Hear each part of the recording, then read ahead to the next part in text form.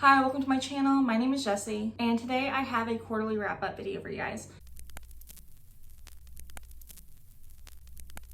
I do monthly wrap-up videos where I look at each book, the format of the books I read, the number of books I read, my thoughts, my ratings, and that's kind of where I stop.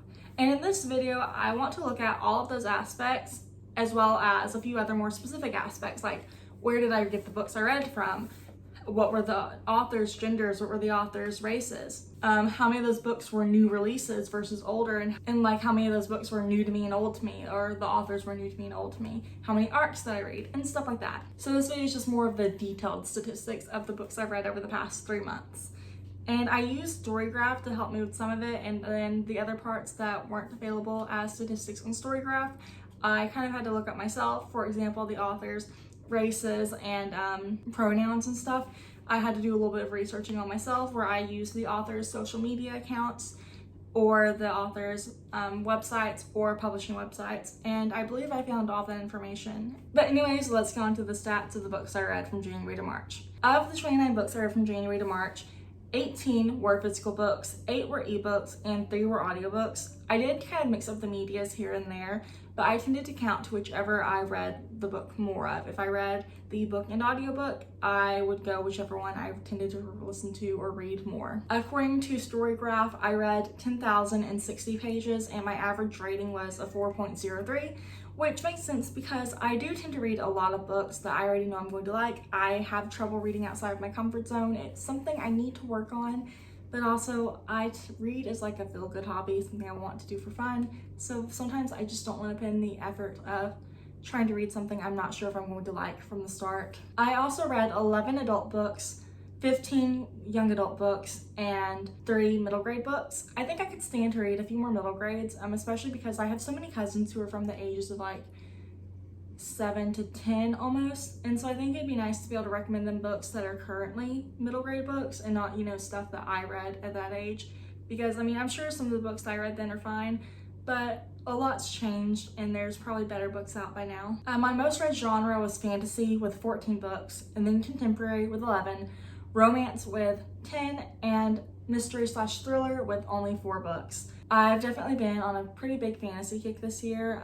A lot of the books I plan to read for the next few months are still fantasy books, so that's probably what you're going to see a lot of this year. So of the 29 books I've read so far this year, I owned 18 of them, and the other 11 I either borrowed through Libby or Scribd. I never really borrowed anything physically from my library just because I know that I'm very bad at returning them on time, so I just try not to borrow too many books physically. And I also read 1 arc. Of the 29 books I read, 24 of them were by authors that were new to me and I'd never read before, and the other 5 were by authors I'd previously read at some point last year or earlier. 3 of the books I read were 2021 releases, 9 were 2020 releases, 6 were 2019 releases, and 10 were released in 2018 or earlier. I also looked at the gender and race of the authors I was reading. 8 authors I read identified as men, 19 identified as women, and 2 identified as non-binary. 9 of the authors I read were white, 10 were POC, and the other 10 were by POC authors. And I guess now let's get into my top 5 books of the year. My 5th favorite book of the year was Legendborn by Tracy Deonn, and this book followed Bree,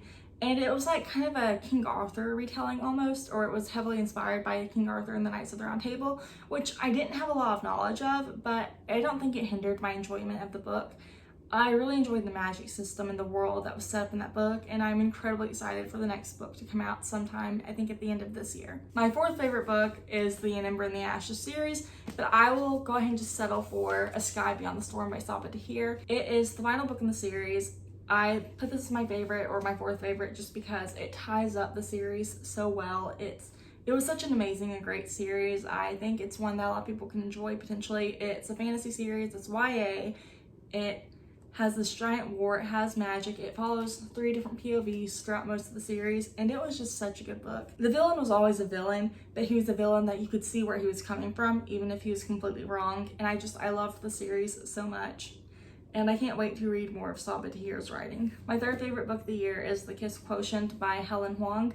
I have not read a lot of books, especially romance books, where the main characters are neurodivergent in some way, In this book, the main character, she is either autistic or she has Asperger's. I'm not quite sure which, but I love that book. It was so sweet and fun and cute. And it was just such a lighthearted romance to read at the very beginning of the year. And I think that was actually the very first book I read of 2021. My second favorite book I read this year was You've Reached Sam by Dustin Thao.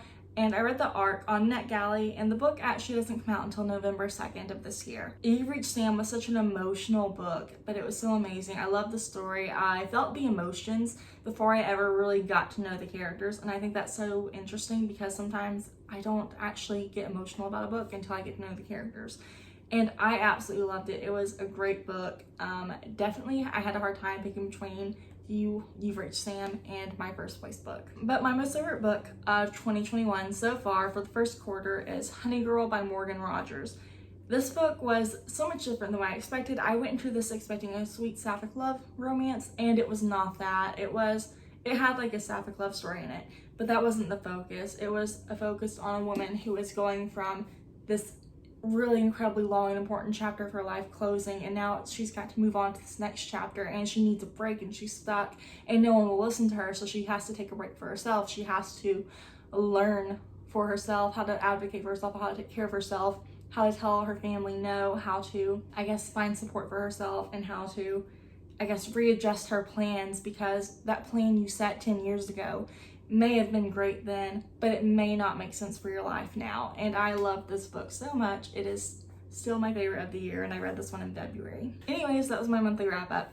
Next time I do this, it may be a little bit different. Some of the stuff I track may be slightly different. Maybe I'll only do my top 3 favorite books of the quarter. We'll just kind of see how it goes next time I do this video in July. Anyways, thank you so much for taking the time to watch this video. Please feel free to leave any of your thoughts below, as well as like and subscribe to my channel. And I will talk to you later. Bye.